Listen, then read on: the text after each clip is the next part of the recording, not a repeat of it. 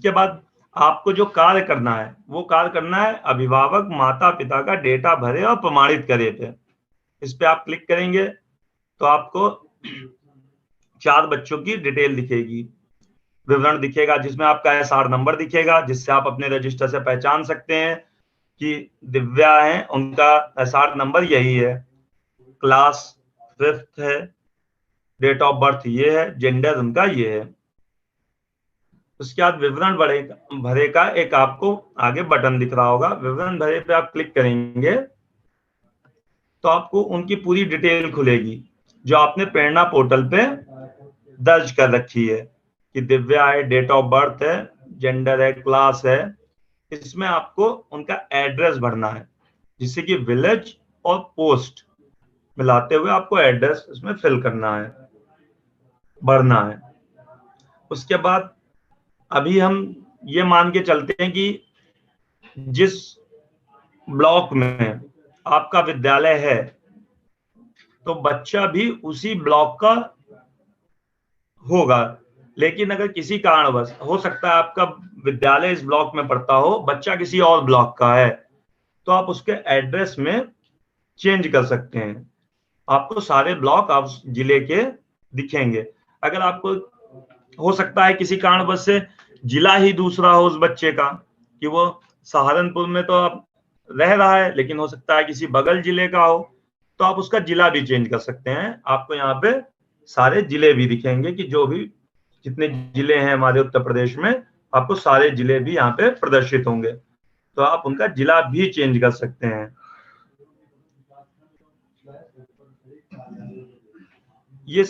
ये हमने ऑटोमेटिक उठा के आपको दे दिया कि अधिकांश बच्चे उसी ब्लॉक के होंगे। इसके बाद आप लोगों ने प्रेरणा पोर्टल में जिन बच्चों का मार्किंग कर रखी है कि वो राशन कार्ड में किस कैटेगरी के, एपीएल, बीपीएल, अंत्योदय, और हमने इसमें एक ऑप्शन और रख दिया नन ऑफ दीज। इसका मतलब ये कि हो सकता है उनके पास राशन कार्ड ना हो किसी भी श्रेणी का, तो वो उसको नन ऑफ दीज को सेलेक्ट कर देंगे कि इनके पास राशन कार्ड नहीं है। अब सबसे महत्वपूर्ण चीज ये है, यदि छात्र से संबंधित जानकारी में कोई त्रुटि है तो उसको सही करने के लिए यहाँ पे क्लिक करें। ये हम लोग ने इस चीज को देखते हुए रखा कि जब शुरू में प्रेरणा पोर्टल में पंजीकरण कराया तो बच्चों का कभी एसआर नंबर गलत हो गया, डेट ऑफ बर्थ गलत हो गई उस समय रजिस्टर करते समय, तो हमने इस ऑप्शन को यहाँ पे रखा। अगर आपके यहाँ पे ऊपर विवरण में जो दिया हुआ है बच्चे की सारी इंफॉर्मेशन सही है तो आप इसको नो करेंगे। अगर बच्चे की इंफॉर्मेशन आपको लगता है कि नहीं, बच्चे की हमारी इंफॉर्मेशन ऊपर गलत दिख रही है, एसआर नंबर गलत दिख रहा है, उसकी डेट ऑफ बर्थ गलत दिख रही है, नाम गलत दिख रहा है, वो तो इस समय क्लास 5th में नहीं 6th में बच्चा है हमारे यहाँ, तो आप उसको यहाँ पे सही कर सकते हैं। आपने डेट ऑफ बर्थ को ऑप्शन को चूज किया, तो चुना और उसकी सही डेट ऑफ बर्थ, जन्म तिथि यहाँ पे एंटर कर दी जो आपके पास आज की स्थिति में है। फिर आपको लगता है नहीं उसकी क्लास भी गलत थी, नाम भी गलत था, जेंडर भी उसका गलत था, एसआर नंबर भी गलत है, आपने देखा नहीं हमारे पास उसकी उस समय की सारी चीजें अपडेट नहीं थी, उस समय किसी त्रुटिपूर्ण प्रेरणा पे दर्ज हो गई, तो आप ये सारी चीजें यहाँ पे भर देंगे। आपको उससे घबराने की जरूरत नहीं है कि उसके ऊपर इंफॉर्मेशन गलत है, ऊपर दी गई जानकारी गलत है, उसके कारण से आप परेशान नहीं होंगे कि अपने बीओ खंड शिक्षा अधिकारी को आप कॉल करें, या इसीलिए हमने वो ऑप्शन यहाँ पे दे दिया। उसके बाद सबसे महत्वपूर्ण जानकारी है कि जो आप आधार गार्जियन का ले रहे हैं, जिससे कि आपका उनका कंसेंट लेना है, इस पे आपको टिक, उसमें लिखा हुआ है कि मेरे द्वारा उक्त छात्र के अभिभावक को बेसिक शिक्षा विभाग द्वारा संचालित डीबीटी योजना के तहत अभिभावक के आधार कार्ड नंबर का प्रयोग केवल सत्यापन हेतु करने की सहमति लेते हुए सहमति पत्र की छायाप्रति विद्यालय में संचित करने की जानकारी दी गई है। इसका मतलब ये है कि हम उनका जो आधार लेंगे, जो छायापत्र ली, उसका प्रयोग सिर्फ हम डीबीटी योजना के लिए करेंगे, इसके अलावा उनका हम प्रयोग कहीं भी नहीं उसका करेंगे। इस पे आप एक्सेप्ट करेंगे तो आपको नीचे दिखेगा कि हम जो जानकारी आधार में भरने जा रहे हैं उससे बच्चे का रिलेशन क्या है, नाता क्या है। हो सकता है उसके फादर का, पिताजी का अकाउंट हो, माता जी का अकाउंट हो, किसी कारणवश हो सकता है उन बच्चे के माता पिता ना हो तो आप उनके दादा दादी का आधार भी लगा सकते हैं। लेकिन अगर उन बच्चे के माता पिता जीवित हैं तो आपको माता या पिता के आधार का ही प्रयोग करना है।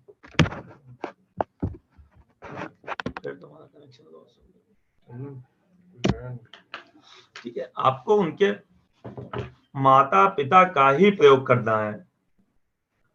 अगर माता पिता नहीं है तो आपको दादा दादी या लोकल गार्जियन जो उनके होंगे उनका प्रयोग करना है। अगर माता पिता हैं और उनका आधार नहीं बना हुआ है तो उनसे आप एक बार रिक्वेस्ट करेंगे कि आप अपना आधार जाके बनवा के ले आए। इतनी इंफॉर्मेशन आप पास आधार में होनी चाहिए, और जो आधार की कॉपी आप ले रहे हैं उनसे, उससे उनका कंसर्न लेते हुए कि हम यह आधार आपका सिर्फ डीबीटी योजना के लिए प्रयोग करेंगे, इसकी एक छाया प्रति विद्यालय में एक फाइल बना के अवश्य रखें। इस तरीके की आपके सारी जानकारी भरते हुए आगे बढ़ना है। पिन कोड भरना है जहां पे उसका एड्रेस पता है। जानकारी में मैंने आपको दिखाया अगर कोई जानकारी बच्चे में त्रुटि है तो उसको आपको यस पे करते हुए जो भी त्रुटि है उस पर मार्क करते हुए उस त्रुटि को यहाँ पे भरना है, जिससे कि सिस्टम उस त्रुटि को ऑटोमेटिक सही कर देगा।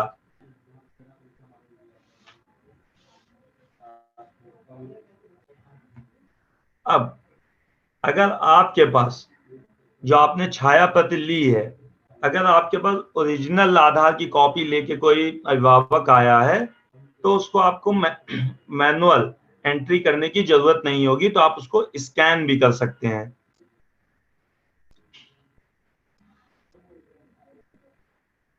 इस तरीके से स्कैन करेंगे तो एक कैमरा खुलेगा जिसमें कि हम आधार के क्यूआर कोड को स्कैन करेंगे तो वो सारी आधार की इंफॉर्मेशन जिसमें आधार नंबर, गार्जियन का नाम जो आधार में लिखा होगा, अभिभावक का नाम, उसका जेंडर यानी कि मेल है फीमेल है, वो अपने आप सिस्टम आधार से उठा लेगा।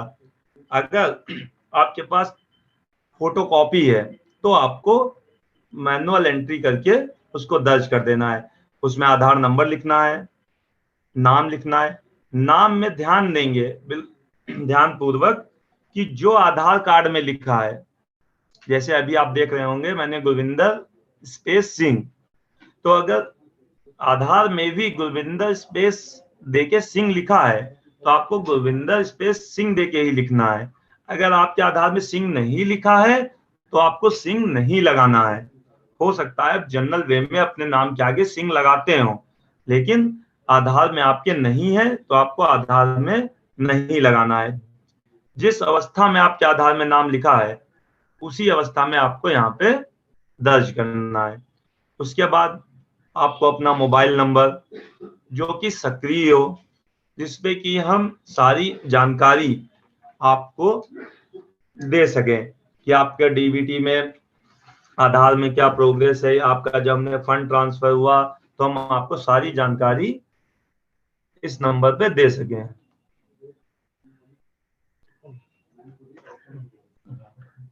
और अपने आपको जो नंबर दर्ज करना है वो अभिभावक का ही नंबर दर्ज करें, क्योंकि पीछे ये होता है कि हमारे पास किसी पड़ोसी का नंबर दर्ज कर दिया है तो आप अपने उसकी जानकारी नहीं जान पाएंगे कि कोई भी अगर आपको विभाग के द्वारा जानकारी दी जाएगी कि आपका जो खाते में पैसा गया है वो सब आप नहीं जान पाएंगे। इसलिए सुनिश्चित कर लें कि नंबर वही दें जो चल रहा हो वर्तमान में।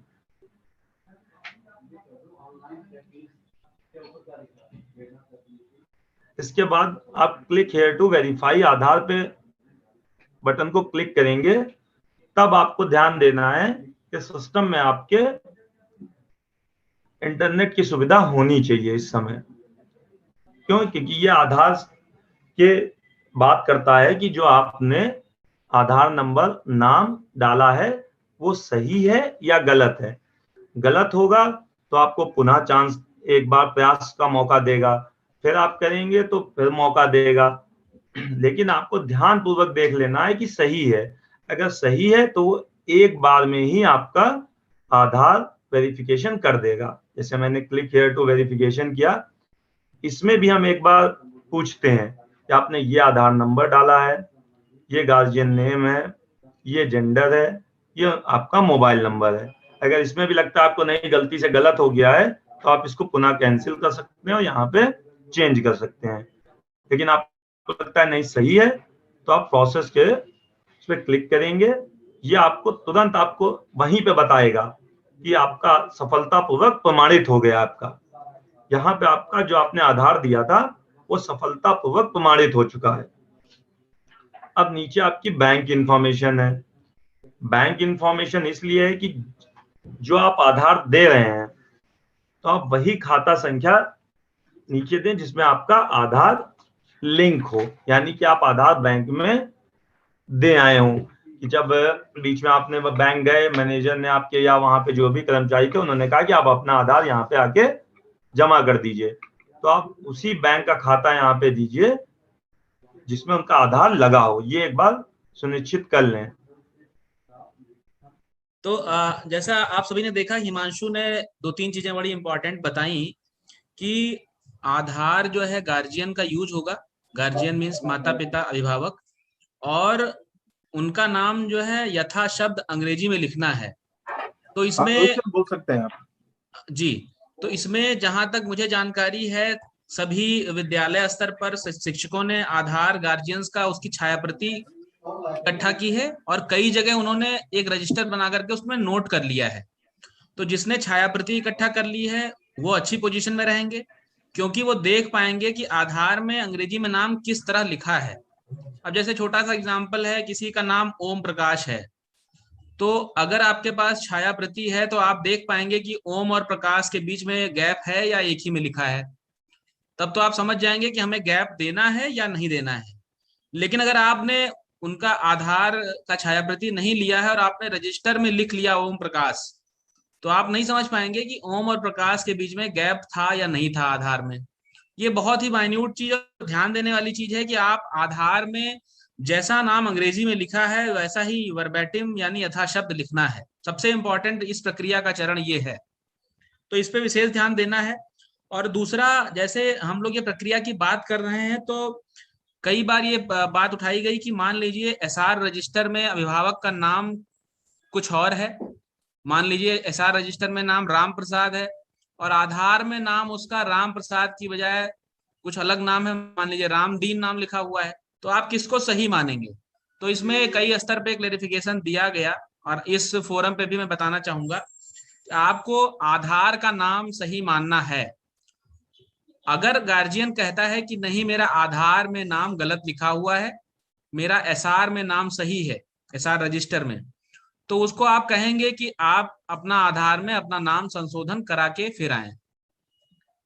अब गार्जियन ये भी कह सकता है कि नहीं मेरा नाम आधार में सही लिखा हुआ है और आपके एसआर में आपने मेरा नाम गलत लिख रखा है, तो उसके लिए आपको बहुत ही सावधानी पूर्वक उससे उस चीज के दस्तावेजी प्रमाण लेने होंगे, और वो प्रमाण से आप पुष्टित हो जाएंगे कि वाकई में इसका नाम एसआर रजिस्टर में गलत लिखा हुआ है। तो उसको आप संशोधन करने के लिए एक अलग रजिस्टर खोल लेंगे, वो एक चेक रजिस्टर होगा, और चेक रजिस्टर में उसकी एंट्री आप कर देंगे कि इस एसआर नंबर के अगेंस्ट जो फादर मदर या अभिभावक का नाम लिखा हुआ है वाकई में वो इस दस्तावेजी सबूत के अनुसार सही यह नाम होना चाहिए, और उसको आप दर्ज करेंगे। तो आधार में जो नाम लिखा हुआ है अंग्रेजी में वो आपके लिए सर्वोपरि होना चाहिए। ये दूसरा इंपॉर्टेंट पॉइंट था।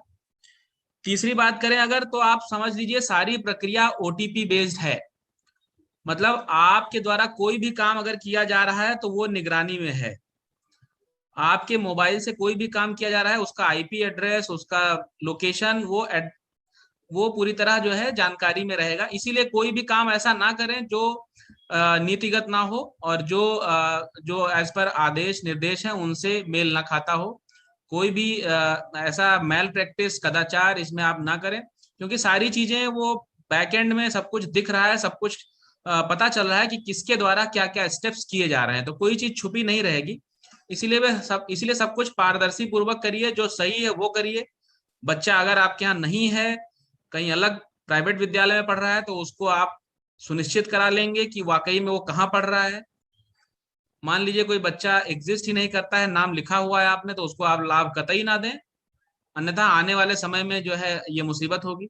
तो जो वाकई में बच्चे हैं, लाभार्थी हैं, जो पात्र हैं, उन्हीं को आपको लाभ देना है। उसके बाद एक जो आपने जब ऐप देखना शुरू किया तो एक सबसे पहला चरण आया था कि टीचर्स का वेरिफिकेशन कर लिया जाए, मतलब जितने टीचर हैं उनको आप जोड़ सकते हैं, घटा सकते हैं। अगला चरण जो आया था, जो बच्चों की आपको पूरी सूची दिखी थी, जिसमें आपको देखना था कि बच्चे वो ड्रॉप आउट हैं, मतलब वाकई में पढ़ नहीं रहे हैं, या हैं तो वेरीफाई करना था। तो इसमें आप लोग को ध्यान देना होगा कि जो विद्यालय का प्रथम शिक्षक, शिक्षा मित्र अनुदेशक जो ऐप यूज करने के लिए ओपन करेगा, तो कोशिश करिए कि उसी एक ही के द्वारा वो पूरे बच्चों का काम किया जाए, सभी शिक्षक एक साथ बैठ जाएं और वेरिफिकेशन का पार्ट जो है सभी बच्चों का ये एक ही टीचर द्वारा एक ही बार में बैठ के कर दिया जाए। तो ऐप टीम रेडी है, मैं हिमांशु से अनुरोध करूंगा कि आप शुरू करें। हाँ, तो थोड़ा समय ऐप टीम को लग रहा है, मीनवाइल और इम्पोर्टेंट 2-3 चीज मैं हाईलाइट करूंगा। तो जहाँ पे वो गार्जियन के मोबाइल नंबर भरने की बात आई थी, तो ये आपको बताना उचित रहेगा कि वो मोबाइल नंबर कोई जरूरी नहीं है कि ऐप के आधार से जुड़ा वाला ही हो। हालांकि यथासंभव प्रयास करना है आपको कि वो मोबाइल नंबर गार्जियन का ही हो, सक्रिय हो, और गार्जियन के आधार से जुड़ा हुआ होगा तो बेस्ट है। आधार से जुड़ा हुआ मोबाइल नंबर यदि नहीं है तो कोई चिंता की बात नहीं है, लेकिन वह मोबाइल नंबर उस गार्जियन, उस व्यक्ति विशेष का ही होना चाहिए और सक्रिय होना चाहिए। दूसरी सबसे इंपॉर्टेंट बात जो चल रही है उनमें एक यह भी है कि जो खाता अभिभावकों का आप भरने जा रहे थे ऐप में, जैसा कि हम लोग आगे देखेंगे, वो खाता नंबर आधार सीडेड होना चाहिए। ये टेक्निकल लैंग्वेज में हम उसको आधार सीडेड बोलते हैं, और आप लोकली उसको आधार से लिंक बोल सकते हैं, आधार से जुड़ा हुआ बोल सकते हैं। तो ये सभी गार्जियंस को, सभी लाभार्थियों के माता पिता को बैंक में जाना पड़ेगा और अपना आधार से वो खाता नंबर जरूर सीड कराना पड़ेगा। साथ ही साथ वो खाता सक्रिय होना चाहिए। तो ये सबसे इंपॉर्टेंट बातों में था। उसके बाद जो मेरी बात हो रही थी कि सर्वप्रथम मान लीजिए आपके विद्यालय में 4 टीचर हैं या शिक्षा मित्र अनुदेशक मिला करके 4 लोग हैं, तो उनमें से जो भी ऐप सबसे पहले यूज करना शुरू करे, तो उसके सामने जब सभी बच्चों की एक लिस्ट आ जाएगी कि उसको आपको या तो ड्रॉप आउट की श्रेणी में डालना होगा उन बच्चों में से, या आपको वेरीफाई करना होगा। तो ये प्रयास किया जाएगा यथासंभव कि वो पूरी गतिविधि, मान लीजिए आपके यहाँ पे 100 बच्चे हैं, तो जो व्यक्ति पहला ऐप को यूज करेगा वो उन 100 बच्चों के बारे में डिसीजन उसमें डालेगा, चाहे वो ड्रॉप आउट की श्रेणी में डाले या उसको वेरीफाई कर दे। ये करने के बाद वो प्रक्रिया में आ जाएगा और उन बच्चों के बारे में ही आगे आपको काम करना होगा। एक और बात, जैसा कि बताया गया, मान लीजिए आप ऐप में लॉगिन करते हैं और आप अपने को कक्षा कोई आवंटित कर लेते हैं, कक्षा 4 और 5 आपने अपने को आवंटित कर लिया, तो माना जाएगा कि कक्षा 4 और 5 के बच्चों के संबंध में ये जो प्रक्रिया है वो आपको करनी है। अगर मान लीजिए आपको अपना आवंटन रद्द करना है कि आप कक्षा 4 को नहीं करना चाहते हैं, सिर्फ कक्षा 5 के बच्चों का करना चाहते हैं, तो आप उसमें आवंटन रद्द भी कर सकते हैं, ये भी व्यवस्था दी गई है। आप किसी और का आवंटन रद्द नहीं कर सकते, ये आप ध्यान रखिए। आप स्वयं का ही आवंटन रद्द कर सकते हैं। तो इसको विशेष ध्यान देते हुए आवंटन का काम करना है।